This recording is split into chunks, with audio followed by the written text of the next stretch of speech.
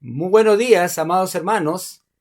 Gracias al Señor por la oportunidad de poder llegar hacia ustedes a través de este medio. Soy el pastor Elías Vega desde la Alianza Cristiana y Misionera de Manchay, y en esta mañana vamos a hacer un resumen de todo lo que hemos visto en este mes de octubre. Cristo salva, Cristo santifica, Cristo sana y Rey que viene pronto. Cuando hablamos del Evangelio cuádruple, estamos hablando del mensaje central de nuestra iglesia, que es la Alianza Cristiana y Misionera. Y qué bueno es poder recordar cada uno de estos importantes principios que hace posible de que nosotros nos convirtamos en portadores del Evangelio hasta lo último de la tierra. Hablar del Evangelio cuádruple es hablar de Alberto Benjamín Simpson. Y el 29 de octubre del año 1919, Alberto Benjamín Simpson murió, partió a la presencia del Señor. Y qué interesante es poder ver que en todo este tiempo miles y miles de personas han podido encontrar a Cristo como Señor y Salvador. A pesar de que Alberto Benjamín Simpson inició allá en Canadá, nosotros ahora tenemos esta bendición de ser portadores de anunciar a Cristo. Por eso que este mes denominamos Hablemos de Jesús, todo tiene que ver con Jesús. Alberto Benjamín Simpson tuvo dos textos lemas. Uno de ellos era en Zacarías 4:6, que dice: no con ejército ni con fuerza, sino con mi espíritu, ha dicho Jehová de los ejércitos. Qué importante es poder captar también esta verdad, que todo lo que él hizo no fue por su capacidad o por su habilidad o por sus dones, sino fue por la gracia de Dios y porque el Espíritu Santo lo usó. Igual tiene otro texto lema que está en Habacuc 3:2, que dice: oh Jehová, he oído tu palabra y temí. Oh Jehová, aviva tu obra en medio de los tiempos. En medio de los tiempos, hazla conocer. En la ira, acuérdate de la misericordia. Cuando nosotros escuchamos este texto, lo que nos motiva es a poder mirar la obra y la labor de Dios con los ojos de Dios. Y esta pasión de predicar el Evangelio no debe esfumarse, pase lo que pase en nuestras vidas. En primer lugar, estuvimos hablando de Cristo Salvador. Y cuando hablamos del Cristo Salvador, estamos hablando de aquella gran obra que Jesús hizo en la cruz del Calvario. Escuchemos y recordemos lo que compartimos en esa primera semana. Que solo en Jesús hay salvación. Hechos 4:12 dice: y en ningún otro hay salvación, porque no hay otro nombre bajo el cielo dado a los hombres en que podamos ser salvos. Tú eres libre de creer lo que te dé la gana. Tú eres libre de creer lo que quieras creer.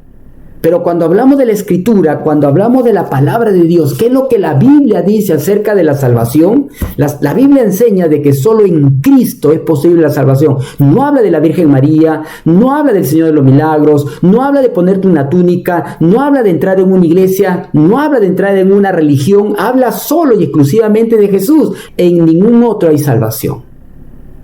Porque no hay otro nombre bajo el cielo dado a los hombres en que podamos ser salvos. El único nombre es el nombre de Jesús. ¿Por qué? Porque solamente en Jesús hay perdón de pecados. De este dan testimonio todos los profetas, que todos los que en él creyeren recibirán perdón de pecados por su nombre. ¿Sabes qué? Necesitamos que nuestros pecados sean perdonados para poder tener comunión con Dios. Necesitamos que nuestros pecados sean perdonados para poder tener comunión con nuestro prójimo. Necesitamos que nuestros pecados sean perdonados para tener comunión con nosotros mismos, paz con nosotros mismos. Por eso Pablo en Romanos 5:1 va a decir: justificados pues por la fe tenemos paz para con Dios por medio de nuestro Señor Jesucristo. Solo Cristo, no hay otro. Solo Cristo, no hay otro. En Primera de Juan, capítulo 5, versículo 11, dice que solo en Jesús hay vida eterna. Y el testimonio es este, que Dios nos ha dado vida eterna y esa vida está en su Hijo. Entonces, cuando hablamos de la salvación, cuando hablamos de Cristo Salvador, estamos hablando de que el Padre envió a Jesús. Estamos hablando de que hay un solo Salvador, único, Dios hecho hombre. Y estamos hablando, mi hermano, mi hermana, de que solamente a través de Jesús podemos obtener la salvación. Juan termina diciendo que Jesús es el Salvador del mundo. Qué interesante, mi hermano. Cuando el ángel le dice a José, Él salvará a su pueblo de sus pecados, los samaritanos dicen el Salvador del mundo. Y cuando nosotros leemos al mismo Juan en el Evangelio, dice, aquella luz verdadera que alumbra a todo hombre venía a este mundo. En el mundo estaba y el mundo por él fue hecho, pero el mundo no le conoció. A lo suyo vino y los suyos no le recibieron, mas a todos los que le recibieron, a los que creen en su nombre, les dio potestad de ser hechos hijos de Dios. Cuando habla de mundo, está hablando de las personas, está hablando en un sentido figurado de la humanidad. Él dice, aquella luz verdadera venía a este mundo. En el mundo estaba, pero el mundo por él fue hecho y el mundo no le conoció. La pregunta es, mi hermano, o usted que me está escuchando, ¿usted conoce a Jesús? ¿Usted puede declarar que Jesús es el Señor y vivir como la palabra de Dios dice que debe vivir? Juan dice, mas a todos los que le recibieron, a los que creen en su nombre, les dio potestad de ser hechos hijos de Dios.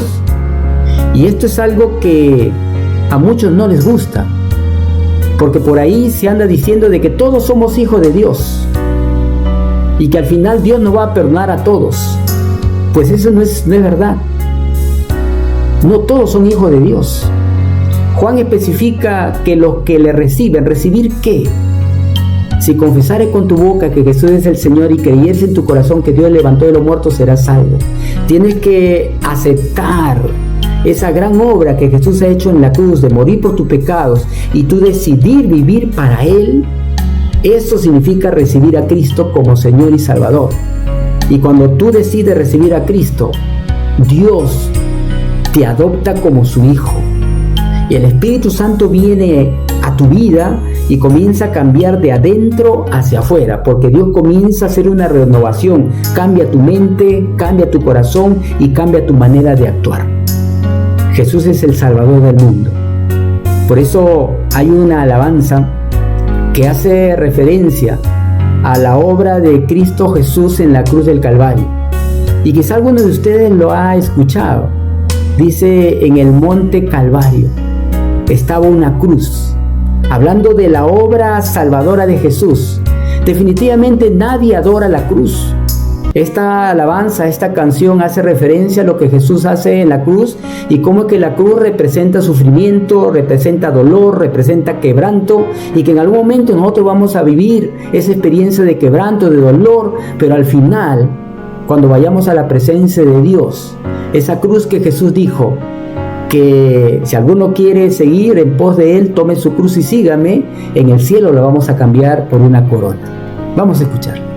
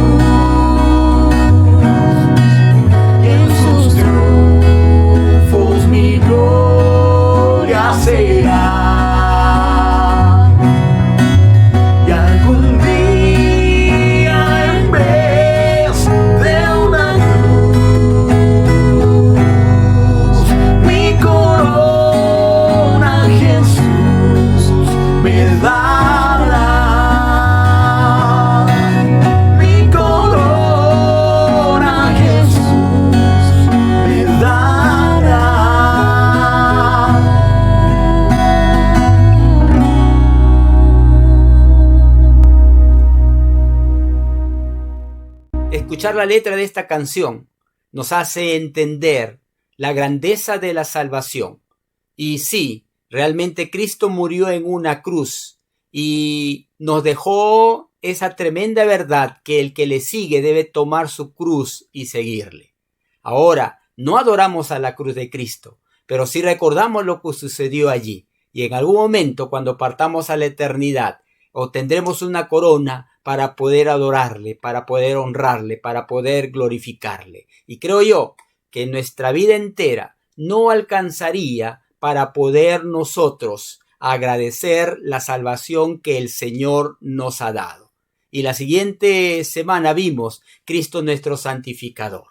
Y pudimos entender que Dios, así como nos encontró, Él decidió no dejarnos como nos encontró, sino comenzó una obra de santificación a través de la palabra, a través del Espíritu Santo, para que tú y yo podamos hacer su voluntad. Escuchemos este mensaje. Buscar a Dios. Y Pablo fue categórico, radical. Ya no vivo yo, mas vive Cristo en mí. Y ojo, Pablo está diciendo una verdad que tú y yo debemos vivir. Cuando Cristo vive en ti, ya no vives para ti. De pronto te apasionas por Jesús y comienzas a buscar en la palabra de Dios qué le gusta a Jesús. Jesús no te va a decir, deja tu profesión. Jesús te va a decir, usa tu profesión para mi gloria. Jesús no te va a decir a ti, deja tu negocio. Jesús te va a decir, usa tu negocio para mi gloria. Jesús no te va a decir, abandona tu familia. Te va a decir, restaura tu familia. Jesús, mi hermano, te va a decir, esa chica no te conviene, has empezado mal. Has empezado mal, ese chico no te conviene, déjalo. Pero yo lo amo, con Cristo estoy juntamente crucificado. Y ya no vivo yo. Y Pablo dice, lo que vivo en la carne. Ahora, lo que vivo en la carne, lo vivo en la fe del Hijo de Dios. ¿Por qué? Porque Él me amó y se entregó a sí mismo por mí. Un comentarista decía, Dios cuando nos miró, nos amó y decidió elegirnos tal como éramos. Su amor fue tan grande que Él decidió elegirte tal como tú te encontrabas, tal como tú estabas. ¿Te acuerdas cómo estabas antes de conocer a Cristo? Pues Dios así te amó y te eligió. Pero este comentarista también dice al mismo tiempo, pero te ama tanto que no va a dejar que te quedes igual como te encontró. El amor de Dios es tan grande que no te va a dejar igual como te encontró. Él comienza a santificarte para que tú y yo nos parezcamos a Jesús. Por eso es que ser santificado es ser aniquilado en el yo para vivir la vida de Cristo. Y eso es posible con la ayuda del Espíritu Santo. Toma la obra y la palabra de Cristo y la aplica en nuestras vidas. El Espíritu Santo agarra su palabra. La palabra de Dios dice, santifícalos en tu verdad, tu palabra es verdad. Eso es lo que está diciendo acá. Es que la forma en que nosotros vamos a ser santificados es en la verdad. Y la palabra de Dios es la verdad. Ahora, si nosotros vamos a Juan 1:1, dice, en el principio era el verbo, y el verbo era con Dios, y el verbo era Dios. El verbo es la palabra de Dios. Es Cristo habitando en ti que comienza la santificación. Y Tesalonicenses nos dice de esta manera, pero nosotros debemos dar siempre gracias a Dios respecto a vosotros, hermanos amados, por el Señor, de que os haya escogido desde el principio para salvación, mediante la santificación por el Espíritu y la fe en la verdad. Hermano, si tú eres creyente, Dios te ha elegido para santificación. Y cuando Cristo comienza a habitar en ti, algo pasa en tu vida, algo cambia en tu vida, no vuelves a ser la misma. Quizá tienes defectos porque nadie es perfecto, pero comienza una pasión y un interés por las cosas de Dios. No es que abandones tus estudios, no es que abandones el trabajo, no es que abandones tus metas, sino de que todo esto lo colocas a los pies de Jesús y le dices, Señor, ¿para qué estoy estudiando lo que estoy estudiando? ¿Para qué estoy haciendo lo que estoy haciendo? Y Dios se va a revelar en ti. El que le busca, le halla, dice la palabra. Entonces el Espíritu Santo comienza a producir fruto en nuestra vida. Dice Gálatas, mas el fruto del Espíritu es amor, gozo, paz, paciencia, benignidad, bondad, mansedumbre, templanza. Contra tales cosas no hay ley. De modo de que la santificación es tan simple como la frase dice, permitir que Cristo viva su vida en mí. permitir que Cristo hable por mí, permitir que Cristo piense por mí, permitir que Cristo actúe por mí. ¿Está sucediendo eso en tu vida? Spurgeon, uno de los predicadores que ocasionó una tremenda bendición en la vida de mucha gente, dice de esta manera acerca de la santificación. Miren, si hubiera sido posible que usted haya tenido la salvación sin santificación, sería una maldición en vez de una bendición. Si tal cosa fuera posible, no puedo concebir de una condición más lamentable que un hombre que tenga la felicidad de la salvación sin la santidad de ella. Esta felicidad no es posible. Si usted pudiera ser salvo de las consecuencias del pecado, pero no del pecado mismo y su poder de la contaminación, no sería una bendición para usted. ¿Qué es lo que está diciendo Spurgeon? Que no puede ser que un cristiano diga que es cristiano y no viva como Cristo. No puede ser que un cristiano diga que ya tiene paz con Dios y no tiene paz con su prójimo. Entonces, la santificación es un proceso por medio del cual Dios utiliza su palabra, su espíritu, y Cristo comienza a habitar en ti. Pero tú, como creyente, tienes que tener presente estos textos. Antes bien, creced en la gracia y en el conocimiento de nuestro Señor y Salvador Jesucristo. A Él sea la gloria hasta el día de la eternidad. Amén. ¿Sabes qué, mi hermano? El crecer depende de ti. El alimentarte depende de ti. Tú tomas desayuno, tú almuerzas, tú cenas. Ya no te dan en la boquita porque no eres bebé. Ahora tú lo puedes buscar, ahora tú lo agarras, ahora tú lo comes. El crecer es un esfuerzo personal. Y crecer en la gracia y en el conocimiento de Cristo Jesús lo encuentras en la palabra de Dios. Luego el apóstol Pablo va a decir, porque por la gracia de Dios soy lo que soy, y su gracia no ha sido en vano para conmigo. Antes he trabajado más que todos ellos, pero no yo, sino la gracia de Dios conmigo. ¿Saben lo que Pablo está diciendo, mi hermano?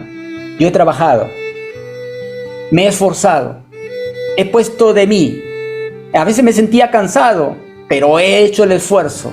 Si Pablo, como erudito, como un hombre intelectual de la época, que quizá pasaba noches enteras estudiando la Torá, el Antiguo Testamento, los profetas, ¿por qué no pasar noches enteras en alguna reunión que tiene que ver con la gloria de Dios?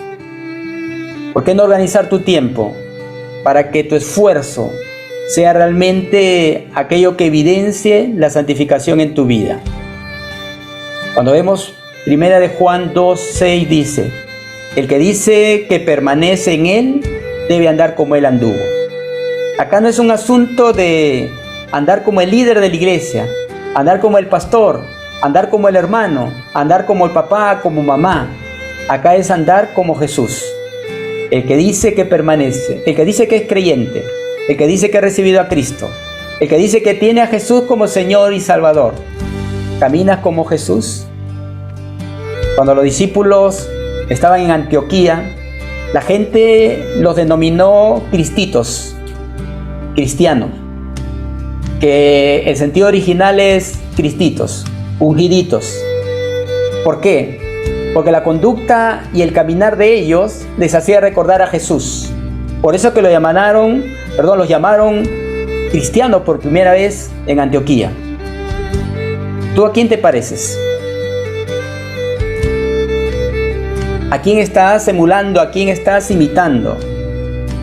Quizá ahora tanta gente famosa, tantos TikTok, tantos memes, hacen de que tú hayas desenfocado un poco el objeto de a quién te debes parecer. Hay muchos creyentes que quieren ser youtuber para su autocomplacencia y no ponen ni un texto bíblico ni evangelizan al vecino que está al lado de su casa, pero quieren que el mundo lo reconozca como grandes tiktokeros. Y no estoy en contra, mi hermano y hermana, no te asustes. Pero si lo vas a hacer para la gloria de Dios, pues haz fruto de arrepentimiento. Por eso Pablo en Romanos 6:13 dice, si no, presentaos pues vosotros mismos a Dios como vivos de entre los muertos y vuestros miembros a Dios como instrumentos de justicia. Mi hermano, la santificación está a tu alcance. Permite que Cristo viva en ti. De pronto estás cansado de que tu carácter te traiciona, de que tu lengua te traiciona, de que cada vez que entras al internet, el internet te revela cosas que ofenden a Dios. Quizás estás en una relación que no es la voluntad de Dios, pero te has encaprichado. Pablo decía, ya no vivo yo, ya no hago caso a mis caprichos. Y estás en un negocio donde eso deshonra a Dios. Pues tú decides, mi hermano, honrarle, glorificarle. Y como Pablo decía, ya no vivo yo, mas Cristo vive en mí. Y lo que ahora vivo en la carne, lo vivo en la fe del Hijo de Dios. Y vivir en la fe del Hijo de Dios tiene que ver con el hecho de entender que tu vida tiene un propósito. De que lo que tú has obtenido, fruto de tu esfuerzo personal, tanto en tu negocio, en tu hogar, con tu profesión, es para que tú uses todo eso para su gloria. Y también vimos en la tercera semana Cristo sanador. ¿Cómo es que Dios tiene el poder para sanar en esta época? Escuchemos. Romanos capítulo 8 que decía, si el espíritu de aquel que levantó a Jesús de los muertos mora en vosotros, ese mismo espíritu vivificará vuestros cuerpos mortales. El Espíritu Santo puede vivificar tu cuerpo mortal concediéndote la sanidad. ¿Y esto cómo se hace, mi hermano? En el nombre del Señor, en el nombre de Jesús. El nombre de Jesús tiene poder. Por eso en Hechos capítulo 3, versículo 16, cuando Pedro y Juan sanan a un paralítico, dice, y por la fe en su nombre, a este que vosotros veis y conocéis, le ha confirmado su nombre. Y la fe que es por él ha dado a este completa sanidad en presencia de todos ustedes. ¿La fe en quién? En el nombre de Jesús. Pedro caminaba yendo al templo y el paralítico estaba allí. Y uno se pregunta, mi hermano, Hechos de los Apóstoles dice que ese paralítico estaba ahí muchos años. Jesús iba al templo, ¿no lo veía? ¿Nunca lo vio? ¿O dejó a este enfermo para que la fe de Pedro y Juan se fortalezcan mediante la sanidad? No lo sabemos, pero ahí estaba este enfermo. Y Pedro le dice, no tengo oro ni plata, mas lo que tengo te doy, tengo algo. ¿Se acuerdan de la santificación? Cristo viviendo en ti. Ya no vivo yo, mas Cristo vive en mí. Cristo vivía en Pedro ahora. Y Pedro le dice, en el nombre de Jesús, levántate y anda. Y el enfermo se levantó. Es en el nombre de Jesús. No es en nombre de la Alianza Cristiana y Misionera. No es en nombre del pastor, del líder, de la hermana, de la fe, de la superfe, de Cash Luna, de Maldonado. No es en nombre de ninguno de ellos. Es en el nombre de Jesús. ¿Y cuál es la promesa? El Señor lo levantará. El Señor lo levantará. Cuando vemos nosotros en Juan capítulo 11, versículo 40, Jesús le dice a un par de mujeres, ¿no te he dicho que si crees verás la gloria de Dios? Mi hermano, tú que estás diciendo, tú que estás orando por tu sanidad, el Señor te mira y te dice, ¿no te he dicho que si crees verás la gloria de Dios? ¿Creer en qué? ¿Creer en tu fe? ¿Creer en tu capacidad? ¿O creer en el nombre de Jesús? El nombre de Jesús tiene poder.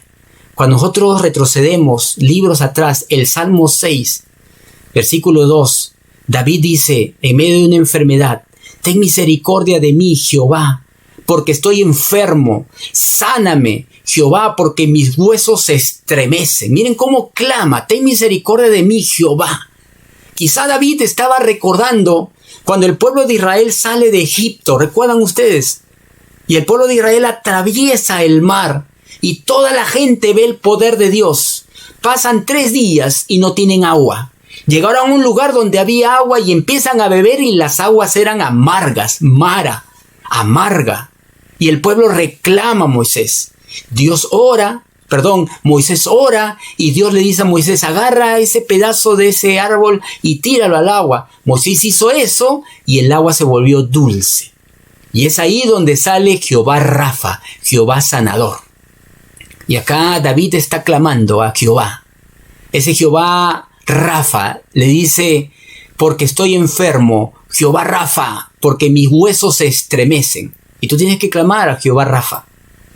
En el versículo 6 dice, Me he consumido a fuerza de gemir.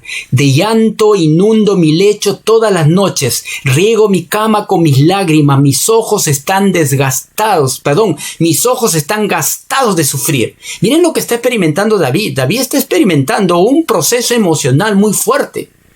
Y le está diciendo al Señor, Señor, sáname, me estoy consumiendo, estoy llorando, nadie se da cuenta, en mi lecho de dolor estoy orando, pero Cristo quiere sanarte, Cristo te va a sanar, en el nombre de Jesús vas a ser sanado, porque Dios no quiere la muerte, Dios quiere que vivas, pero tú tienes que entender que Dios es soberano y que en algún momento tenemos que partir a la eternidad. No vamos a vivir eternamente en la tierra. En algún momento tenemos que morir. Y si Dios te quiere extender la vida, pues podemos clamar y decirle, Señor, sana. En ese mismo sentir, en el Salmo 30, versículo 1 y 2 dice, Jehová Dios mío, a ti clamé y me sanaste. Oh Jehová, hiciste subir mi alma de Seol, me diste vida para que no descienda a la sepultura. Mira lo que está diciendo acá. Señor, me respondiste, Señor, me sanaste. Nosotros ahora oramos en el nombre de Jesús. David está clamando el nombre de Jehová Rafa. Y en el versículo 10 dice, oye, oh Jehová, y ten misericordia de mí. Sé tú mi ayudador. Has cambiado mi lamento en baile. Desataste mi cilicio y me ceñiste de alegría. Por tanto a ti cantaré, gloria mía, y no estaré callado, Jehová Dios mío, te alabaré para siempre. ¿Saben, mi hermano? ¿Qué es lo que tienes que hacer luego que Dios te sana? Tienes que glorificarle. Tienes que decirle, Señor, voy a vivir para ti. Porque hay gente que pide sanidad y sigue en sus delitos y pecados. Hay gente que pide sanidad, ha salido del COVID y sigue igualito, hasta peor que antes. Cuando estaban enfermos, clamaban, Señor, sáname, voy a ser fiel a ti, y nada. Señor, sana a mi esposa, voy a ir a la iglesia, voy a congregar. A mí no me gusta congregar virtualmente, pero ahora sí, Señor. Y se olvidaron. Pero no David. David dice, has cambiado mi lamento en baile. Desataste mi cilicio, me ceñiste de alegría. El cilicio era una expresión de luto que se echaban los hombres cuando tenían esa sensación de muerte. Y luego dice, por tanto a ti cantaré, gloria mía, y no estaré callado, Jehová Dios mío, te alabaré para siempre. Escuchemos esta alabanza que era un cántico que entonábamos hace muchos años, que cantábamos cuando estábamos en un momento de dificultad, y quisiera compartirlo contigo. Escúchalo con un espíritu de oración. Amén. No hay problema que Dios no lo resuelva. No hay montañas que Él mover no pueda. Tormenta oscura no habrá, Dios trae la calma. Hondos pesares no habrá, Dios te confortará. Si en todas tus cargas llevó sobre sus hombros, yo sé, mi hermano, que Él te sostendrá. Si Él todas tus cargas llevó sobre sus hombros, yo sé, mi hermano, que Él te puede salvar.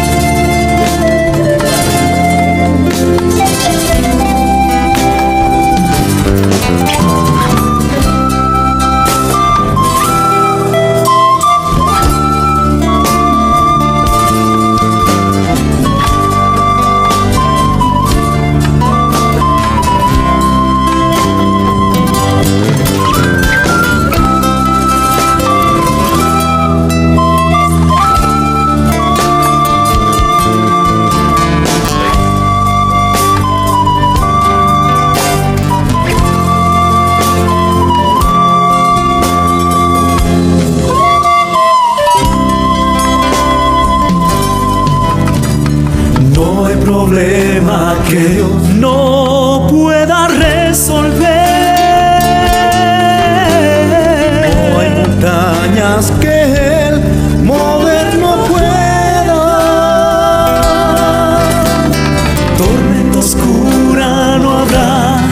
Dios trae la calma.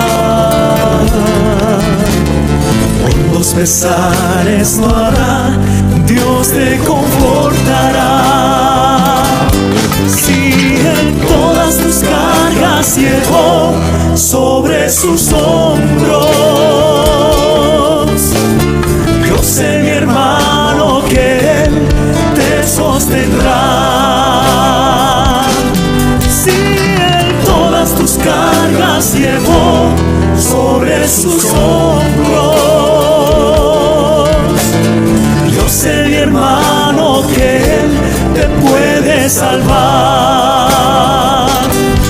Si en todas tus cargas llevó sobre sus hombros, yo sé, mi hermano, que Él te sostendrá. Si en todas tus cargas llevó sobre sus hombros, yo sé, mi hermano, que Él te puede salvar. Te puede salvar.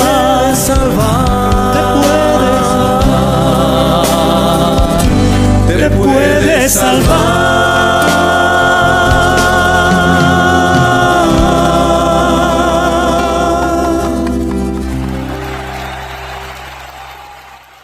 Sin duda, no hay problema tan grande que Dios no pueda resolver.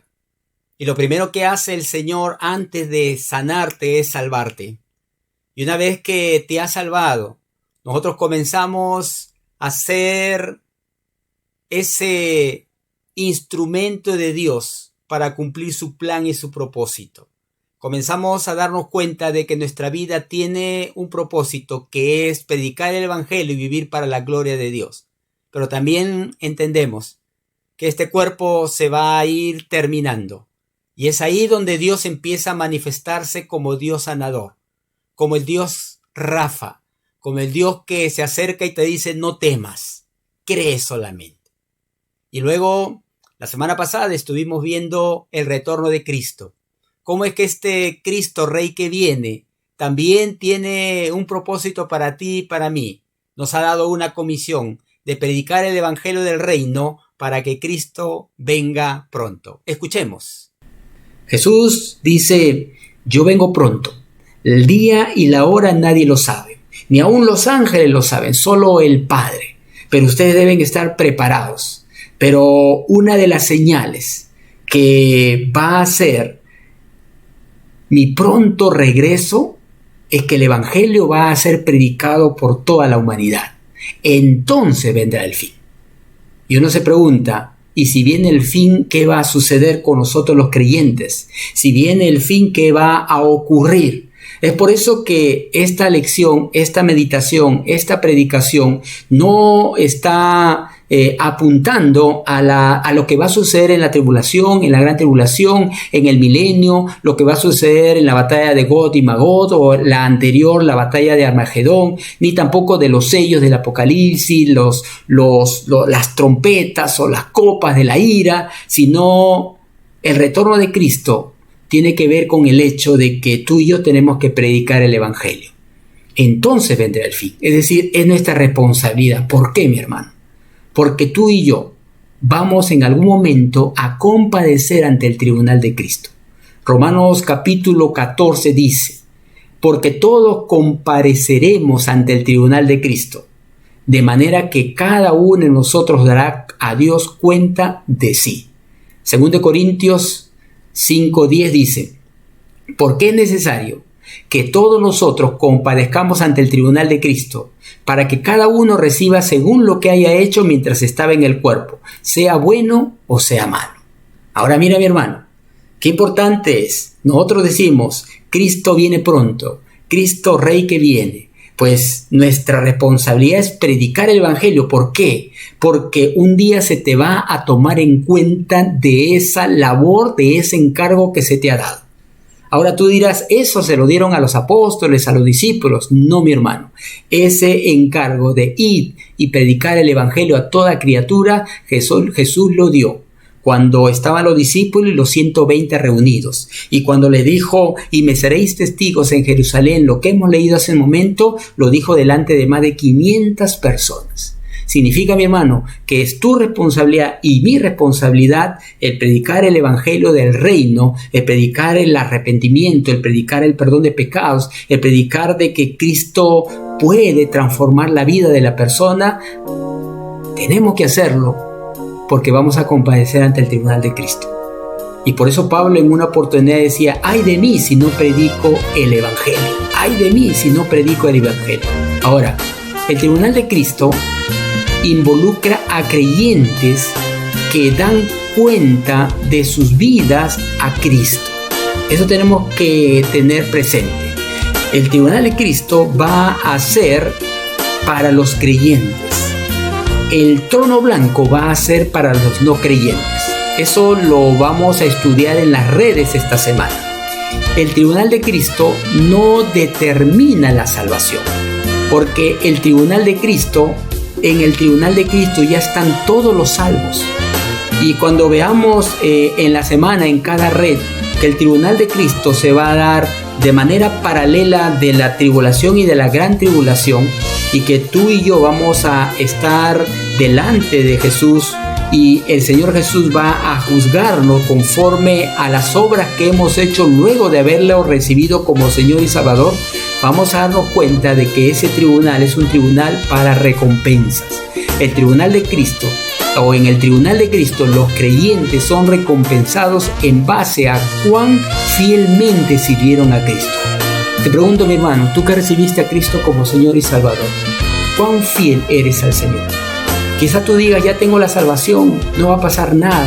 Pues vamos a compadecer ante el tribunal de Cristo, porque Jesús es Rey de Reyes y Señor de Señores, y es juez justo. Y el Señor nos va a preguntar, ¿qué tan bien obedecimos a la gran comisión? ¿A cuántos has predicado durante toda tu vida? ¿A cuántos has anunciado el evangelio de Jesús?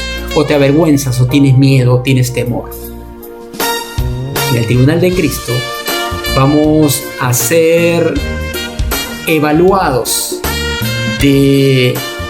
durante nuestra vida de creyentes, a cuántas personas le predicamos de Jesús. También, qué tan victoriosos fuimos sobre el pecado. El Señor Jesús te ha dado el Espíritu Santo. El Señor Jesús te ha dado la palabra de Dios.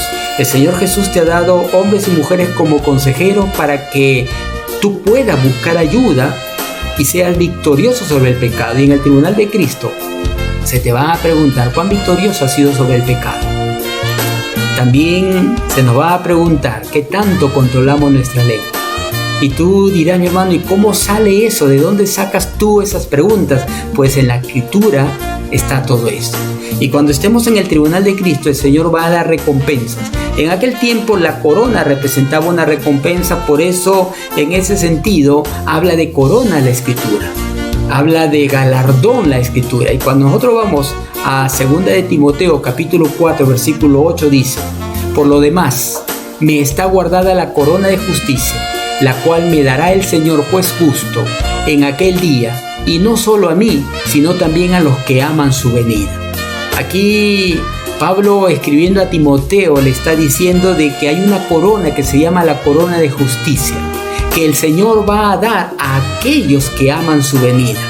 Y hace un momento decíamos que el que desea que Jesús venga se va a guardar, se va a purificar, se va a separar de las cosas del mundo. Te pregunto, ¿esta corona será para ti? ¿Tú amas la venida del Señor Jesús? ¿Tú puedes decir, sí, Señor, ven pronto?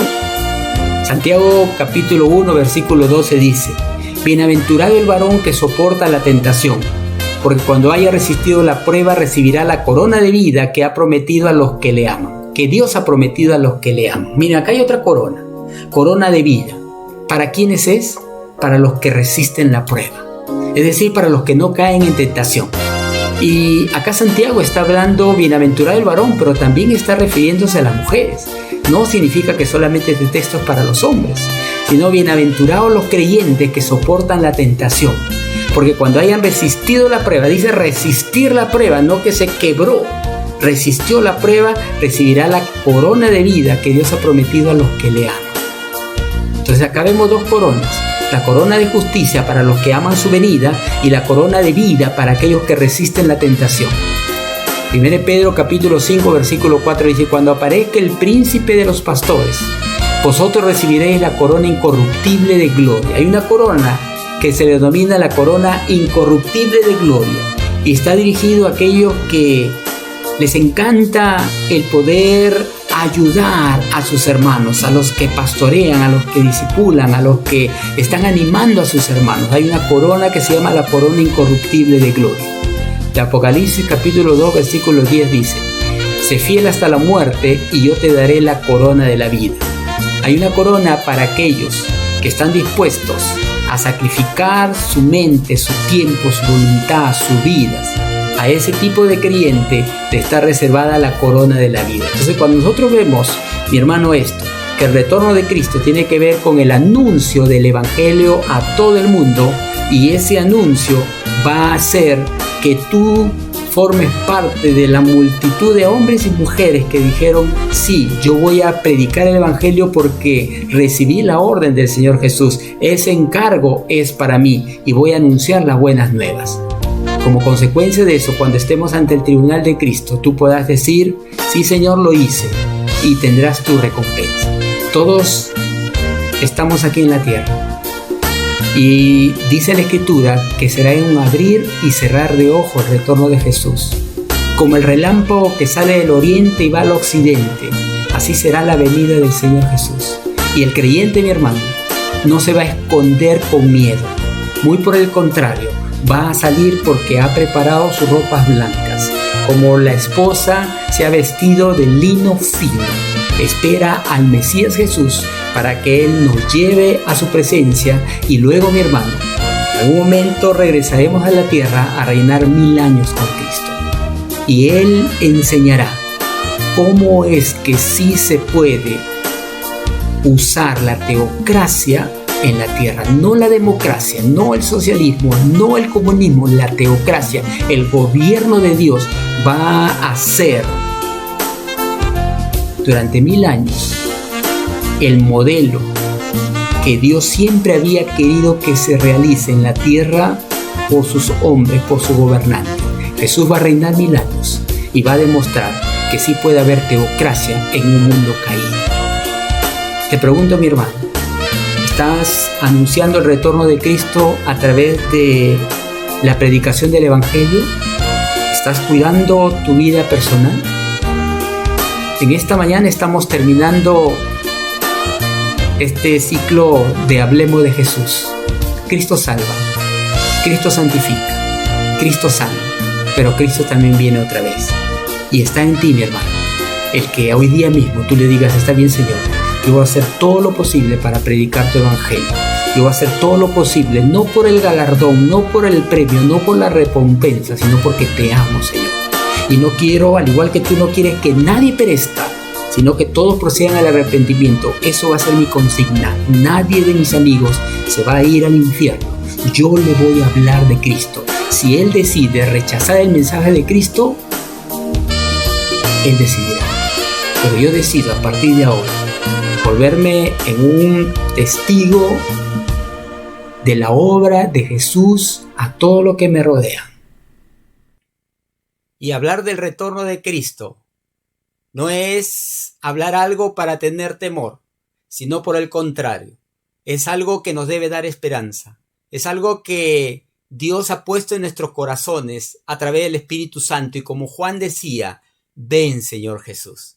Así que, mi hermano, el poder cerrar este ciclo de tema de Cristo salva, Cristo santifica, Cristo sana y Cristo viene otra vez, debe motivarte a ti a decir: muy bien, Señor, hoy día, a partir de ahora, yo decido comenzar a compartir con otros estas verdades que he aprendido y comenzar a hablar del evangelio cuádruple, que es el evangelio de Jesús, que es el evangelio del reino. Así que, mi hermano, ahí en tu lugar, tú ora y dile al Señor: gracias por la salvación, gracias por la santificación, gracias porque te he conocido muchas veces como Dios sanador y ahora espero tu venida. Si mi vida es útil para extender tu reino y que lo es, lo vuelvo a dedicar a ti, lo vuelvo a entregar a ti para que tú cumplas tu propósito. Oramos y le decimos al Señor, ven Señor Jesús.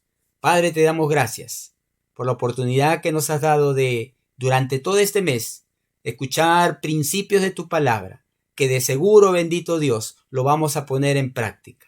Ahora guíanos, Señor, a poder reconocerte como Dios grande y verdadero, y permite que hablemos a otros de este mensaje de salvación. Te damos a ti la gloria, Padre, en el nombre de Jesús. Amén y amén. Amén, mi hermano. Gracias al Señor. Y qué bueno es que tenemos la oportunidad de poder evangelizar hoy día. Así que tú, mi hermano, permite que tu niño o tu niña pueda conectarse con nuestro programa del Aleluya hoy a las 3:30 de la tarde. Hoy domingo 31 de octubre, 3:30 de la tarde. Envíanos tú, si no conoces el link, envíanos tu mensaje para poder enviarte y pueda tu hijo, tu hija participar. Niños y niñas. Y al mismo tiempo, a las 6 de la tarde, todo el grupo de adolescentes conectado, vamos a estar también compartiendo Calabacín y sus influencias. Así es que hoy día les esperamos para poder tener este tiempo de compartir el evangelio con los niños y con los adolescentes. Que Dios te bendiga, mi hermano, y hasta la próxima semana. Y durante todo el mes de noviembre ya vamos a estar hablando acerca de la familia. Hablemos de la familia. Dios te bendiga, mi hermano, y shalom. Bendiciones. Todo se trata de Jesús, de su sacrificio y su inagotable amor por nosotros. Por eso, nuestro llamado es que su nombre sea anunciado en todas las naciones, lenguas y tribus, proclamando su grandeza.